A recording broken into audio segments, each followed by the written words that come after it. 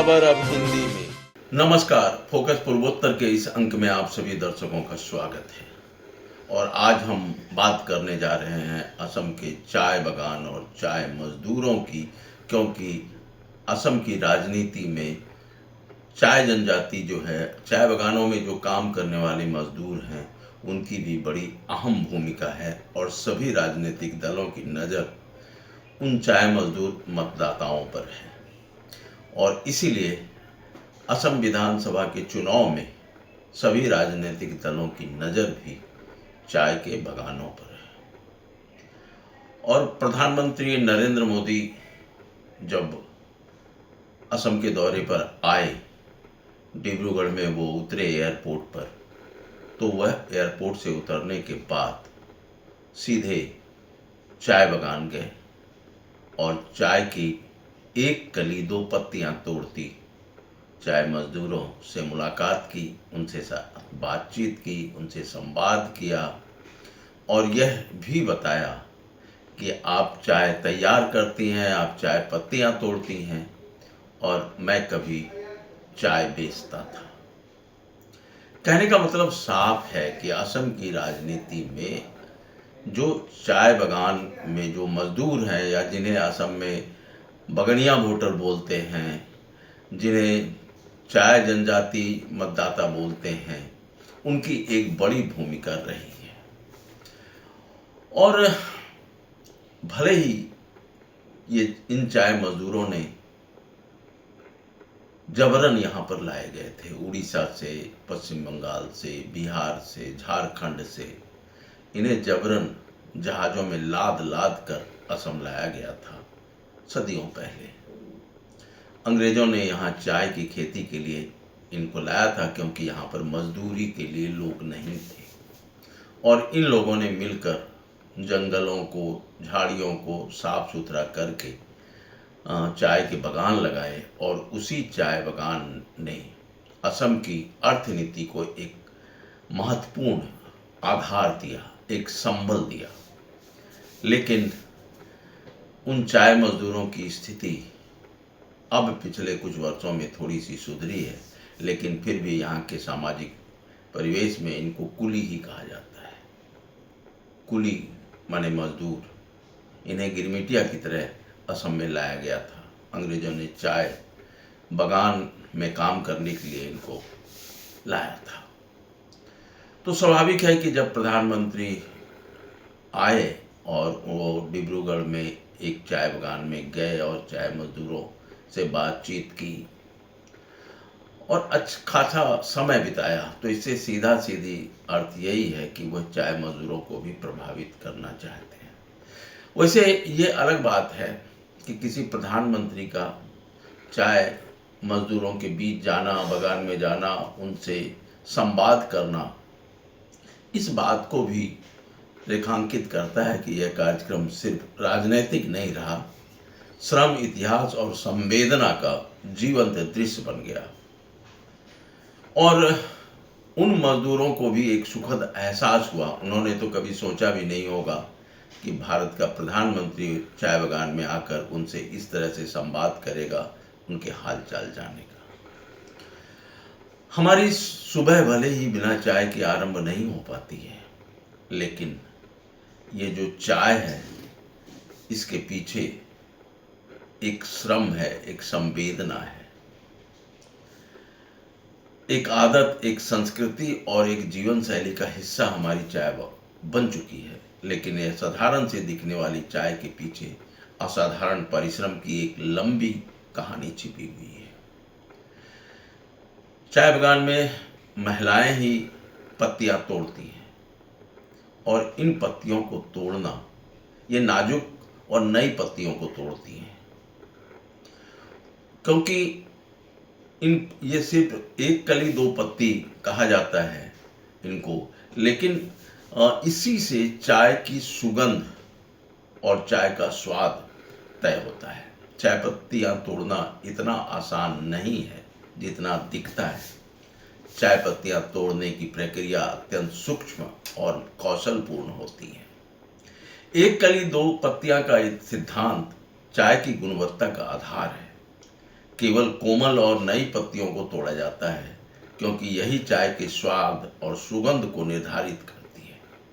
इस काम के लिए उंगलियों में विशेष प्रकार की संवेदनशीलता की जरूरत होती है, अनुभव की जरूरत होती है। वर्षों के अभ्यास से इन महिला श्रमिकों के हाथ इतने दक्ष हो जाते हैं कि बिना रुके बिना थके सही पत्तियों का चयन करते रहते हैं। और यह केवल रोजगार नहीं है, यह एक कला है। और जब काम पूरा हो जाता है तो पीठ पर चाय की टोकरियों को ढोती हुई वह फैक्ट्री तक पहुंच जाती हैं और फैक्ट्री में उन चाय पत्तियों को जमा करके फिर अपने कुली लाइन की तरफ बढ़ जाती हैं। ये श्रमिक चाय बागान के जिस हिस्से में रहते हैं उन्हें कुली लाइन कहा जाता है। लेकिन इन बागानों की हरियाली के पीछे का इतिहास एक काला अध्याय भी छिपा है।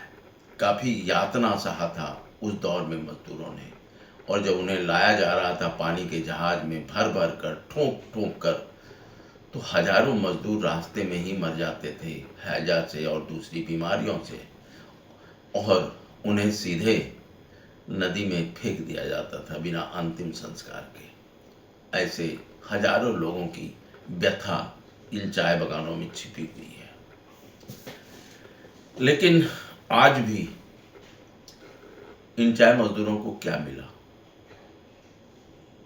आज भी ज्यादातर चाय बागानों में शौचालय की व्यवस्था नहीं है, शुद्ध पेयजल की व्यवस्था नहीं है। अब हाल के दिनों में सरकार की तरफ से कुछ व्यवस्था भी हुई है। अब चाय मजदूरों को जमीन के पट्टा देने की प्रक्रिया शुरू की जा रही है। अभी तक घोषणा हो गई है, उन्हें प्रायोगिक तौर पर या दिखावा के तौर पर उन्हें पट्टा प्रदान भी किया गया है, लेकिन अभी जमीनी कार्रवाई नहीं हुई है। अंचल कार्यालय से जो उन्हें कागजात मिलना चाहिए वो अभी प्रक्रिया नहीं हुई है, क्योंकि चुनाव आ गया और वह प्रक्रिया रुक गई। इन चाय मजदूरों को एसटी का दर्जा लंबे समय से लंबित है, और हर पार्टी जब भी चुनाव आती है तो इनसे वादा करती है कि इन्हें चाय जनजाति का दर्जा दिया जाएगा, जबकि इन्हीं लोगों को दूसरे राज्यों में यह दर्जा प्राप्त है। और आज़ादी के पहले इनको यह दर्जा प्राप्त था, आज़ादी के बाद यह दर्जा छीना गया।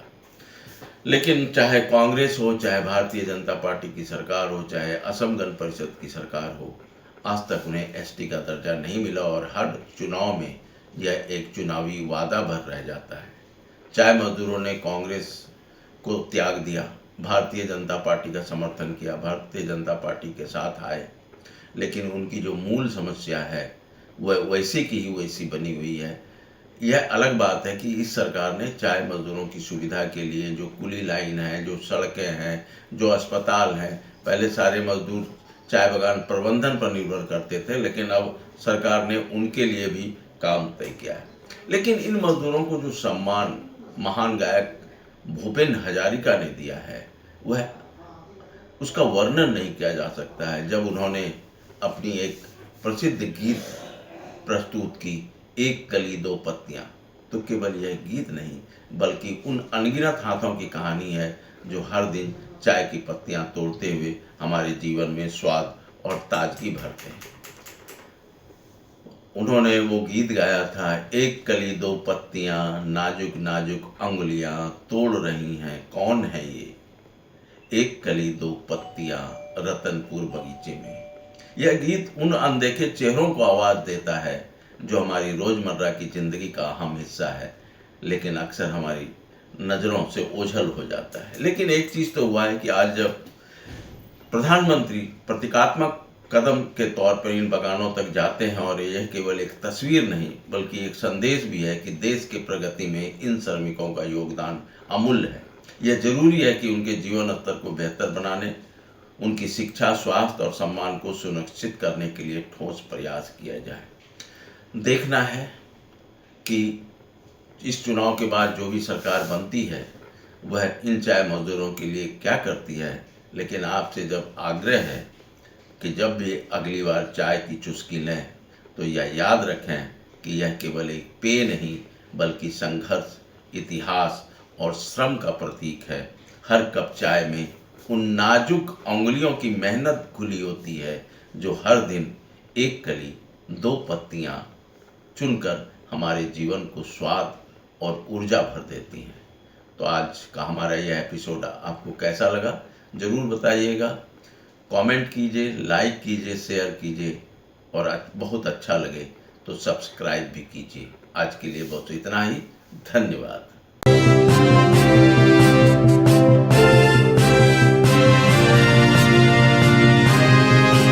पूर्वोत्तर की खबर अब हिंदी